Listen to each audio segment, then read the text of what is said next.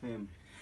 Ngethemba lokuthi bayaphila mfowethu, ngiyabona uFacebook wami uyabhaza njengamanje nangubongani nyawo uthi sisonke nje ngilalele. Ngiyambona noThobile Mgobhozi uthi ukaMathambo okhalweni lakho uthi ulalele njengamanje. Maphama usemsakazweni njengamanje iVibe FM uhlelo olukhulu iVita umhlaba wonke ulalele. Sikhuluma nawe, siyazi ukuthi usuzakhele udumo ku social media, siyabona nabalandeli abaningi. And njengamanje into esikhuluma indaba yokuthi sibheke kwi-EP yakho ozoyikhipha ethi Khanyisa. Awusitshele nge-EP yakho mfethu.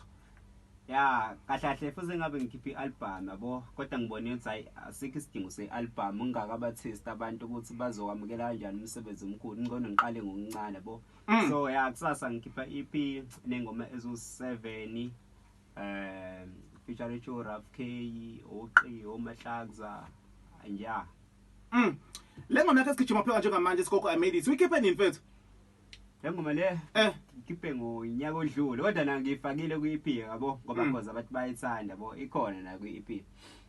Asibuyele emuva Maphama usitshele ukuthi ngabe yini eyakufaka emculweni, kutheni Maphama hayibe usewumculi njalo umphakathi leyo nto yamukela kanjani, ngoba sike sibe sinamatalent njalo siyiveze uthola ukuthi abantu bathi wenzani ke lo. Ngiyakuzwa la kwingoma yakho iyasho ukuthi abantu bebethi engabuwenzani lona engabe iyamkhokhela yini lento yakhe njalo njalo. Awusitakisele Maphama.